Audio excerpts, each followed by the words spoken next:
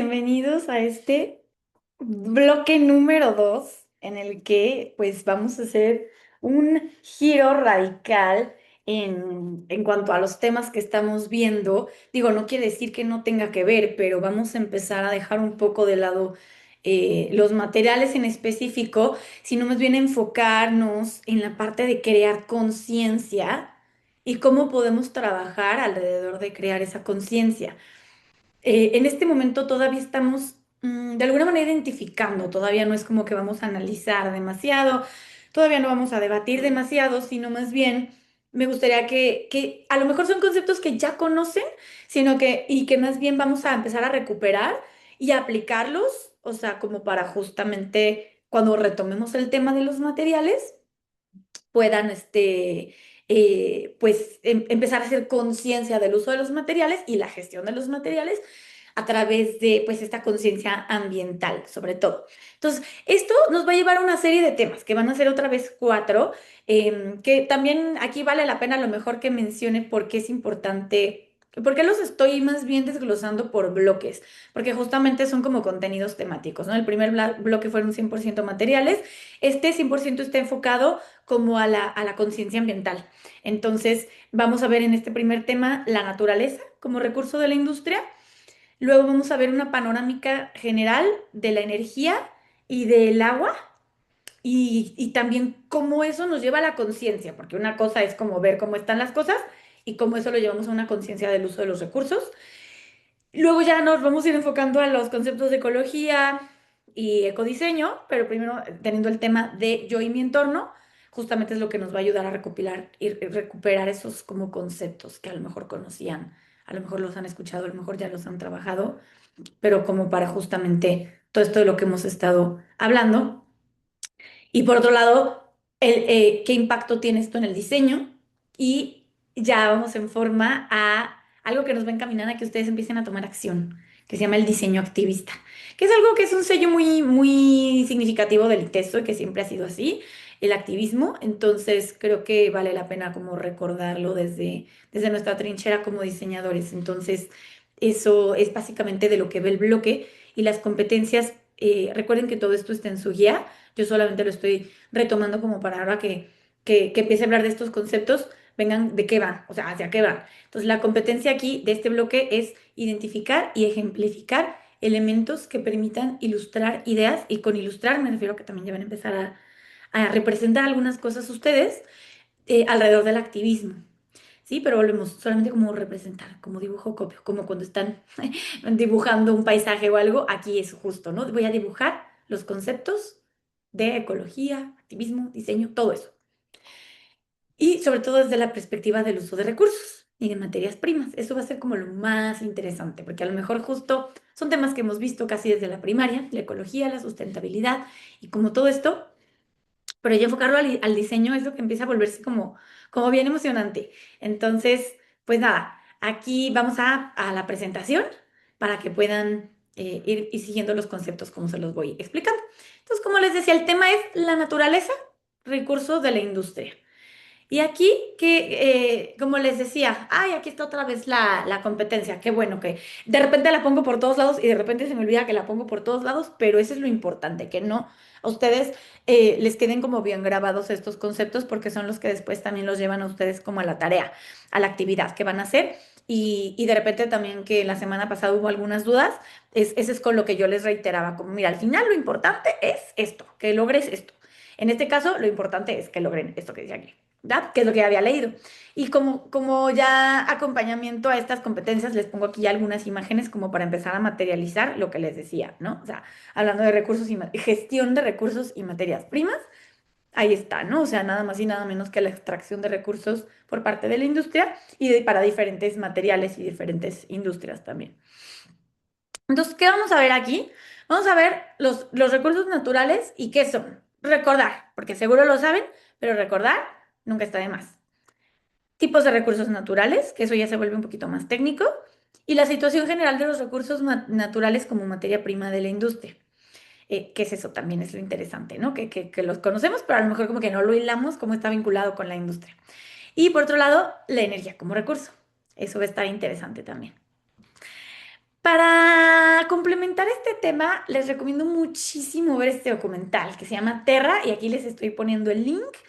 Si no lo encuentran, búsquenlo así, porque si a lo mejor no pueden copiar el link, pero voy a tratar de que sí lo puedan ver desde el documento. Pero por algo, así se llama. Está en YouTube, está fácil, dura una hora y cachito, cuando mucho, pero está padre porque eso lo define, nos ayuda a complementar estas definiciones, más bien.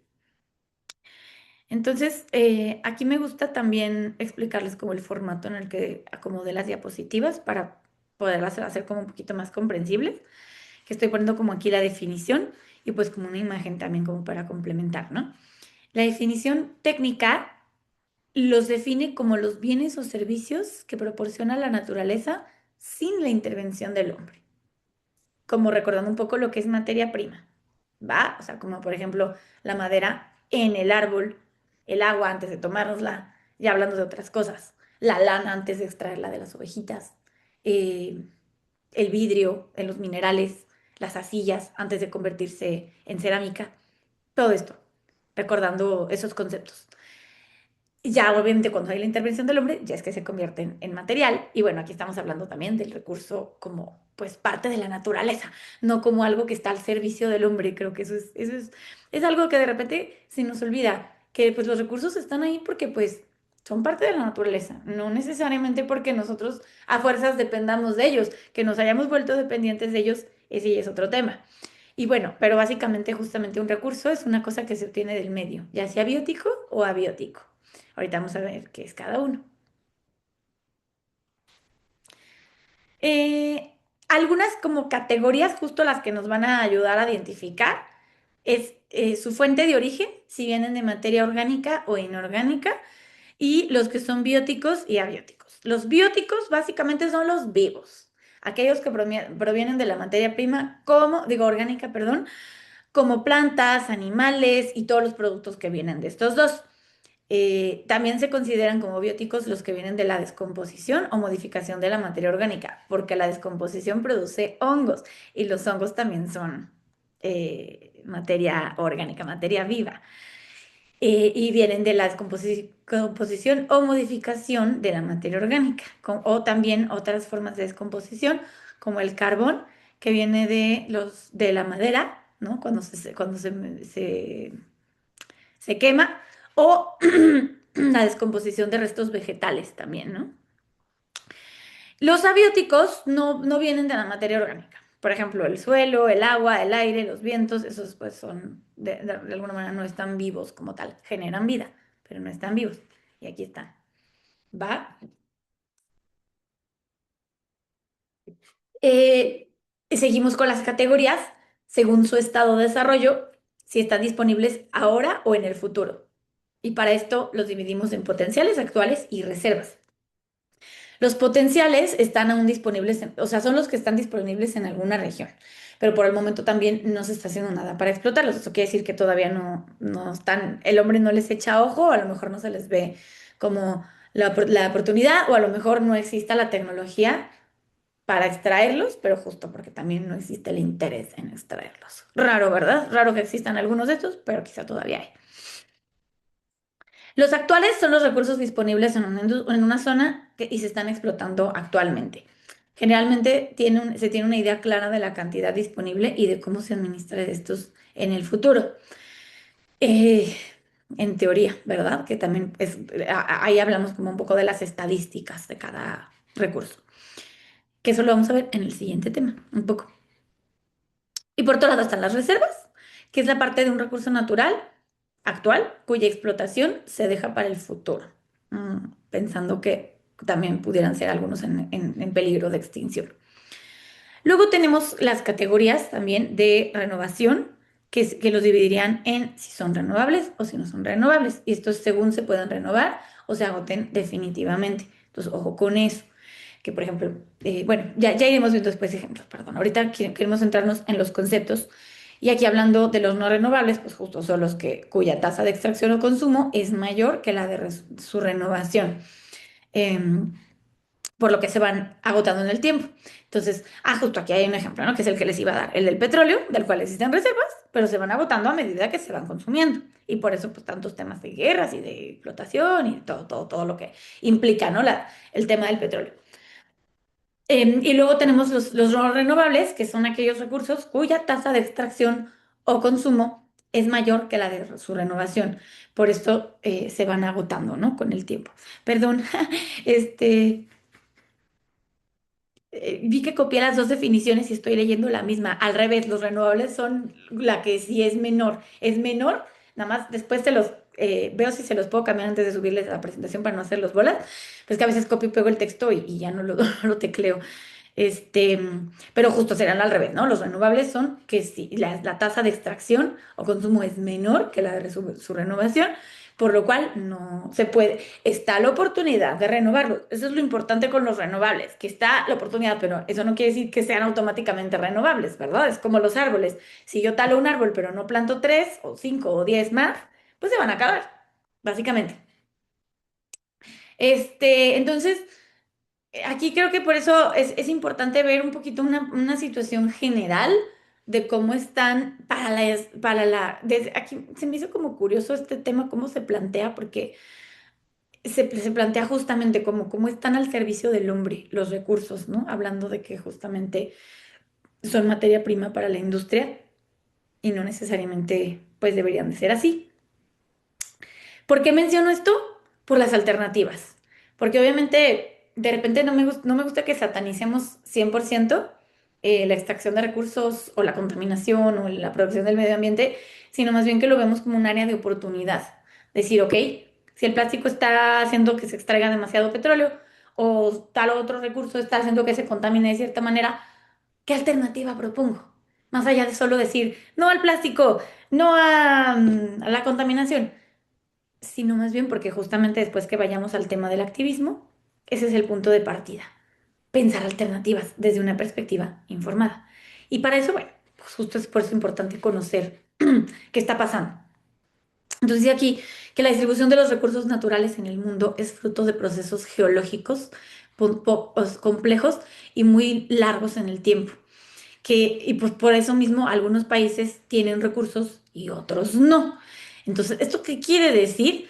Que obviamente el impacto que ha tenido tanto el clima como la mano humana, como muchísimos otros factores, son los que ha hecho que se desarrolle o que estos procesos se hayan vuelto más o menos complejos o más largos, como por ejemplo, y ahorita no tanto hablando de recursos. Los desiertos. ¿De dónde vienen los desiertos? Pues el desierto era mar, hace miles y miles y miles y miles de años. Y a eso nos referimos con procesos geológicos. ¿A qué tuvo que haber pasado en el clima y en esa área geográfica para que eventualmente fuera desierto? ¿Y qué implica que haya desierto? Porque en muchas ocasiones eso puede ser positivo para ese ecosistema o para los que están alrededor de. Pero justamente, pues, ¿qué es lo que empieza a pasar? Que cuando hay mano humana alrededor de, pues es que se determina si hay recursos o no. ¿Qué pasa con los países como Israel que tuvieron que crear ecosistemas dentro del desierto? Pues porque eso, bueno, también tenían la tecnología, tenían la inversión y la potencia económica para hacerlo, pero sin embargo, pues que ha implicado también que forzaran bosques dentro del desierto. Y por otro lado, ¿qué pasa con los países que no pueden hacer eso? ¿No? Que están de todos modos cerca del desierto, necesitan recursos o sus desiertos o sus bosques o sus selvas, como los que somos los países de Latinoamérica, somos propensos a que otros países lleguen y extraigan los recursos que están dentro de nuestros ecosistemas. Entonces, pues justamente eso es lo que ha hecho una distribución desigual, entre comillas, por todo el planeta, haciendo que unas zonas tengan más que otras. Y esto hablando solamente geográficamente, no hablemos de temas sociales y más políticos, porque bueno, ahí nos extenderíamos mucho más. Pero bueno, hablando, volvemos ambientalmente, persisten muchos problemas, como la deforestación o la pérdida de biodiversidad, gracias también a veces a esta explotación y extracción de los recursos naturales, y las medidas de restauración o remediación ambiental son totalmente insuficientes. Por eso el saldo neto es un creciente deterioro ecológico. Y para eso aquí también les quise poner este mapita de las reservas de uranio, ¿no? Ese es un ejemplo de un recurso en específico, porque el uranio es de los materiales que más se utilizan ahorita. Adivinen en qué. Pues en nuestros celulares, laptops y todas estas cosas tecnológicas que son casi que lo primero, y las cosas de las cosas más importantes, entre comillas, en nuestras vidas. Entonces, pues miren, ¿no? 30 países poseen al menos 1 kilogramo de uranio altamente enriquecido de sus reservas civiles. Durante 20 años de vigencia entre este acuerdo entre Rusia y Estados Unidos, Rusia convirtió uranio altamente enriquecido, también hablando de ya otras cosas, armas nucleares, y lo envió a Estados Unidos, donde es utilizado como combustible para plantas nucleares. Y seguro por eso pues tantas tensiones también políticas entre los países que luego ni nos dicen, ¿verdad? Entonces, pues bueno, básicamente es el inventario global al 4 de noviembre, que, híjole, se me pasó por aquí ponerles el año, pero no era lejos de este, ¿eh? Pero bueno, básicamente ahí está, ¿no? Y algunos otros puntos clave de la situación actual. Por ejemplo, la dependencia y la vulnerabilidad económica, que ya más o menos hablamos un poquito de eso. Muchos países, especialmente en desarrollo, dependen económicamente de la exportación de materias primas. Más del 60% de sus ingresos como país es porque exportan. ¿Y quiénes serían estos países? Pues obviamente los que son más vulnerables. Y los expone obviamente a la volatilidad de precios y a la baja productividad, con temas quizá que después, bueno, va justamente directamente relacionado con este otro que les iba a decir, que es la sobreexplotación, pero hay un concepto que llamamos en la moda, bueno, en general en la industria, que se llama tercerización, que ¿qué pasa? Cuando el valor real de mi celular o de mi taza, de cualquier objeto, de mi prenda, de mi liga, de mi computadora, de cualquier objeto, se pone realmente en manos de un tercero, no de lo que yo pago realmente por él. Por eso son tan baratos, por eso plataformas como todas esas chinas que han invadido las redes sociales y el mundo digital, ahorita no voy a mencionar ninguna para no quemar, pero básicamente eso es lo que hacen. ¿Por qué me sale tan barato? Ahora estaba viendo, me salió una publicidad justo de unas pantallas casi como ya, bueno, había unas tabletas y luego también unas como televisiones baratísimas. Que yo decía, oye, pero entonces, ¿quién realmente paga esto? Con la sobreexplotación, con condiciones de trabajo a lo mejor pésimas y difíciles para las personas que los están generando, para que ellos sean los que paguen ese precio de ese producto. No nosotros, ni las empresas, obviamente, porque se ahorran un montón. Digo, ahí estamos hablando ya más de temas sociales, pero de alguna manera esto también, tanto lo impacta como es un circulito vicioso.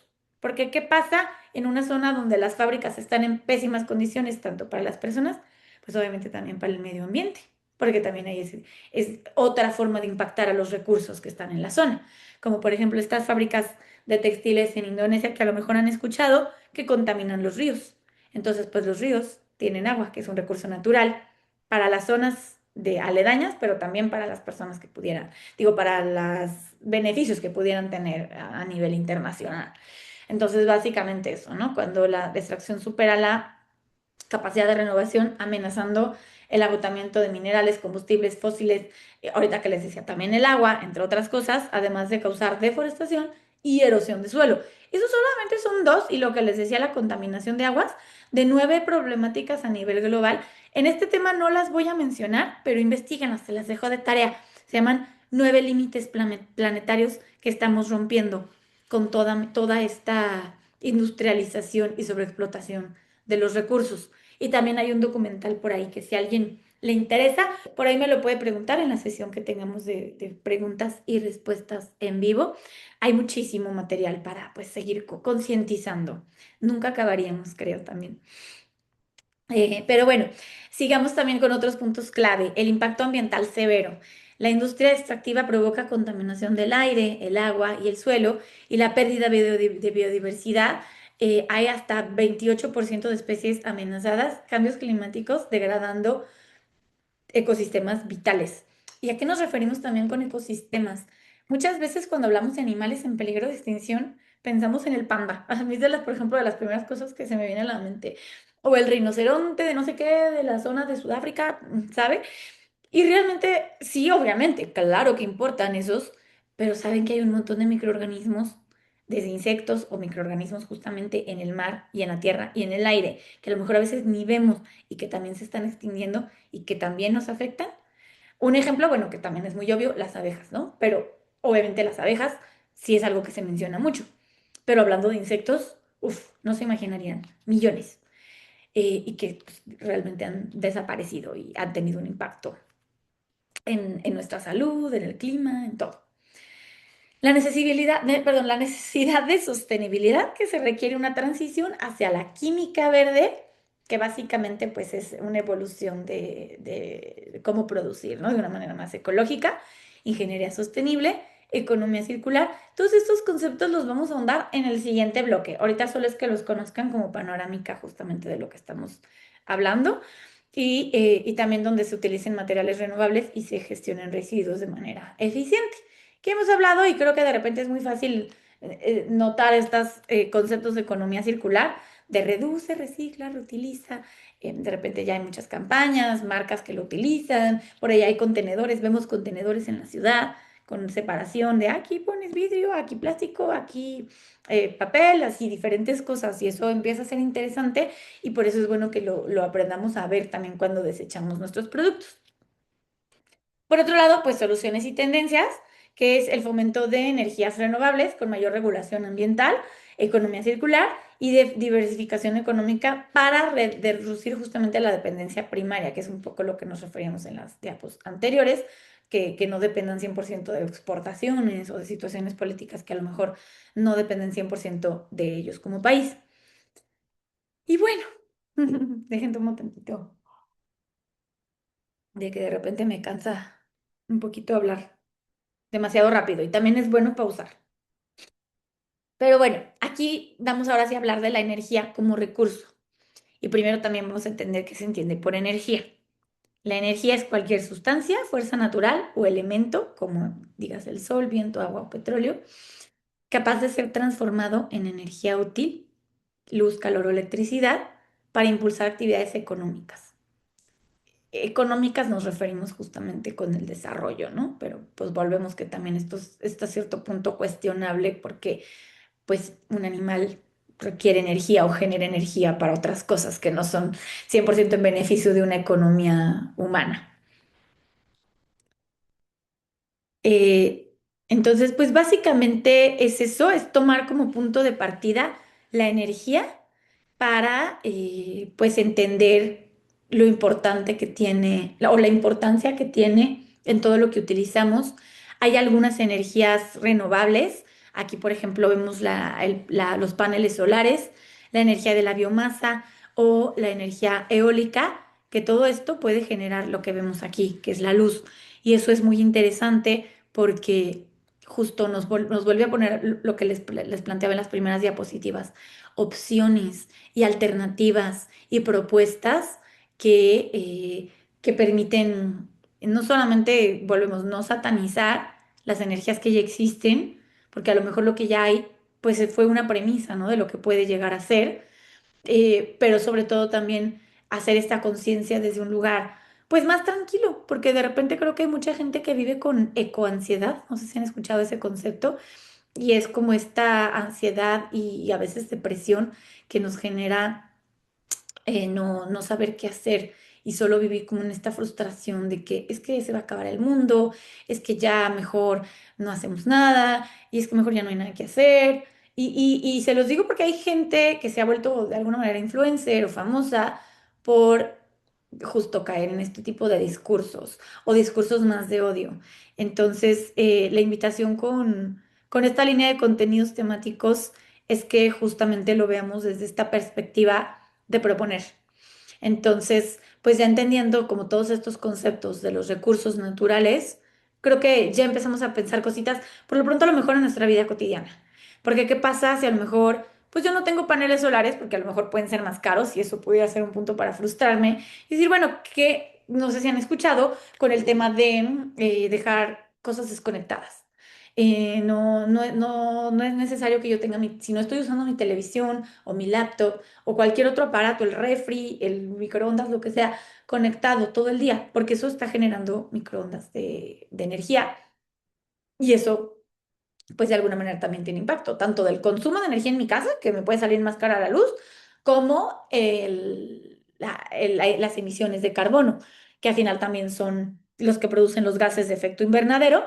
Creo que como nos queda un poquito de tiempo, me voy a atrever a salirme un poquito de la presentación para que retomemos lo que les había platicado de los 9 límites planetarios y los podamos como visualizar, que sí se me un poco pasó ponerlos en la diapositiva y sobre eso empezar a pensar como algunas cosas, ¿no? Porque ahorita hablamos como de la energía, pero como también hay otras cosas que se pueden ver influenciadas hablando de recursos con todo esto, ¿no? Entonces, por ejemplo, ahí están, son los 9.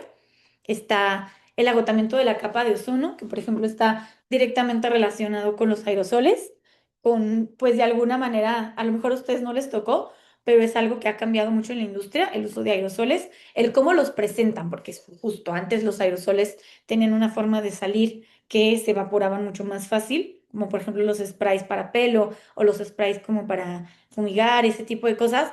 Em, ajá, los líquidos, bueno, no quiero decir que no sigan pasando, pero los líquidos que se evaporaban eran mucho más fácil que se fueran directamente y por eso la deterioraban y había un agujero literal en la capa de ozono que ahorita este límite ya se ha estado disminuyendo, digamos, que sí se está reconstruyendo, regenerando la capa de ozono, eso es muy bueno. Pero por otro lado, o sea, no solamente es este agujero, sino los aerosoles que siguen flotando alrededor de nosotros. Y es como cuando te encierran en una tienda de campaña o en un lugar donde hay como mucho plástico y se siente como el sol, como casi que la sensación que seguro deben de sentir un insecto o una planta o cuando le pones una lupa y viene el sol y está como, estás tú como en medio de, ¿no? Del sol y de la lupa, qué cantidad de calor y de agotamiento, asfixiamiento es más bien lo que quise decir, genera esta situación, pues es lo que nos está pasando de alguna manera, ese ahogamiento por tanto químico en el aire. Y eso solo es en el aire. En cuanto al océano, hay varios límites es que están pasando lo mismo. Por ejemplo, la acidez.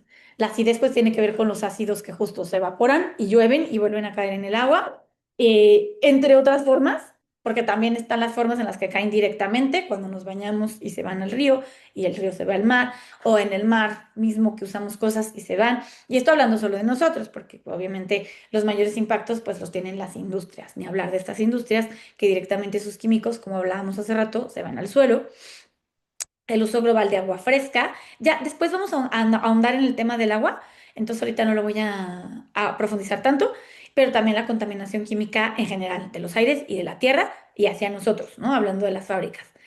Los cambios en el uso de las tierras, que es el piso, el mismo piso. Eso es algo que, por ejemplo, en Jalisco está muy latente. En Jalisco, gracias a la producción excesiva del agave, pues la tierra se está erosionando y entonces el uso del suelo pues ya no es el mismo. Y eso no solo impacta en otras plantitas y en otros animales, sino en nosotros mismos. Porque aunque ustedes no lo sepan, una tierra fértil disminuye el carbono o los gases de efecto invernadero. Y eso pues obviamente disminuiría contrarrestaría estas y el cambio climático. Y la pérdida de biodiversidad, que ya la hablamos, los cambios bioquímicos y los flujos de nitrógeno y fósforo, que esto, por ejemplo, es lo que hace que exista el sargazo, porque esto, mm, el nitrógeno y el fósforo, no sé si sabían, pero son componentes de los fertilizantes.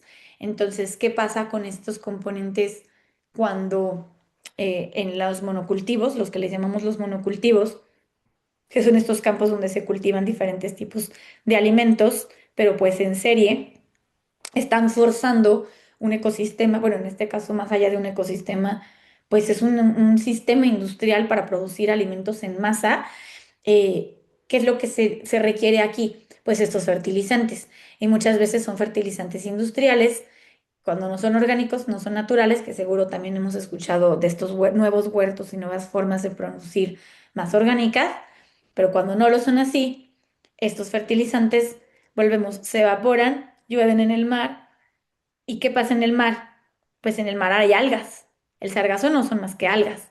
Entonces, por eso se reproduce en exceso, porque sin querer queriendo se está fertilizando el sargazo y pues va a tapar los arrecifes, que es una de las cosas que más están afectando, o yéndose a las playas, que también es algo que pues visualmente no es feo, no es bonito y por otro lado pues también afecta. Y por último, pues el cambio climático, que no es nada más y nada menos que el aumento de la temperatura global que ha permitido, bueno, ha alterado las condiciones idóneas en las que estaba la Tierra para producir vida en el planeta, básicamente. A medida que va subiendo la temperatura, pues nos va dando calorcito y va afectando también en nuestro estilo de vida. Pues, ¿qué podemos hacer, no? O sea, ya hablando también de temas prácticos, los aerosoles, cómo los usamos, cada cuánto, para qué, cómo los podemos disminuir, cómo por qué los podemos alternar. Pues eso, también cuidar muchísimo nuestros océanos. Incluso ya hay algunas alternativas de marcas y productos que rescatan cosas que contaminaban el mar y para generar nuevos productos, ¿no? Hablando de plásticos y contaminación como tal en el mar. Y eso pues es interesante tanto para rescatar y evitar la contaminación en el agua o en el piso también, que esta pues se radica más con el uso de la composta. Para eso también hay otro documental que dejen si los pongo también para que lo vean aquí. Y está justamente en Netflix. Este habla justamente de esta solución, de que con la composta se puede revertir el cambio climático. Entonces, está bien padre, porque justamente también entonces, ¿qué como diseñadores pudiéramos hacer para contribuir a una mejor composta? Pues productos biodegradables, ¿no? Y hablando de materiales, que ya vimos un chorro de esas opciones, ¿cómo podemos generar productos con materiales que se biodegraden mucho más fácil y sean positivos para la composta? Entonces, y eso también ayudaría un montón a la biodiversidad, sobre todo a las que les decía que son microscópicas. Y pues obviamente esto volvemos, ¿no? A tanto consumir como producir y promover el uso de cosas más, productos más orgánicos. Y todo eso pues afectaría el tema del cambio climático.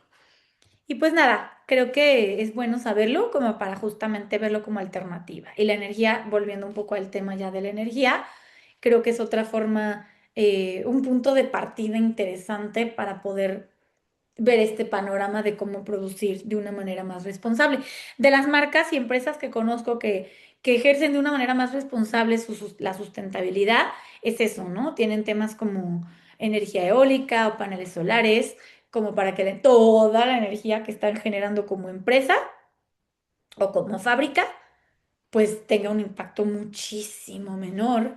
Incluso muchas veces, por ejemplo, hasta la biomasa, volvemos, la biomasa viene de la compost, ¿no? Y está de alguna manera compensando la huella de carbono. Y bueno, con esto terminaríamos el tema. Creo que este bloque va a estar un poquito más cortito.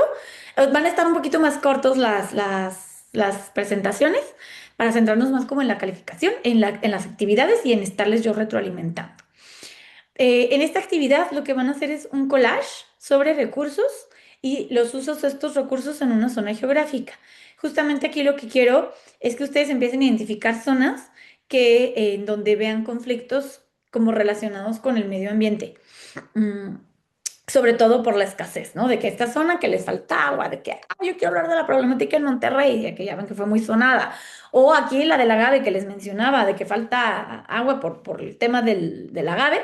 Entonces, realmente no es como que vayamos a hablar sobre esto, simplemente es recolectar la información y representarla de una manera atractiva, como un poco para empezar a generar la conciencia, que es lo que dice aquí. Entonces van a empezar al ver las imágenes a decir, híjole, qué feo se ve esto, lo quiero poner así, lo quiero acomodar así. Y sobre todo, pues también en relación al uso de materias primas. Entonces, chéquense y guáchense que las imágenes que traigan tengan como mucho eso, de materia prima. Porque justo aquí, miren, la forma en la que vamos a calificar de 5 puntos totales es primero con buenos ejemplos visuales, en donde que justamente la zona que elijan sea de verdad algo que les interese a ustedes, porque si no, se va a notar que nada más fue por no más. Entonces, a medida que nos apasionamos por algo y queremos como empezar a mostrarlo desde nuestros propios ojos y nuestra perspectiva, de verdad que va a verse bien atractivo. Entonces, en base sobre todo a actividades económicas o sociales que a ustedes les sean familiares. Volvemos, ¿no? Si el agave me resuena o si me resuena la Coca-Cola, las fábricas de Coca-Cola que disminuyen el agua, ándale, por ahí nos vamos. Sí, de preferencia, obviamente, que les sean recursos como materia prima más para el diseño, pero tampoco es obligatorio. Y sobre todo que pues los puedan representar desde un sentido más práctico en tu percepción de diseño. Mm, recordando también que el diseño sea propio, de preferencia software de Adobe, imágenes que obviamente las imágenes vendrían de internet.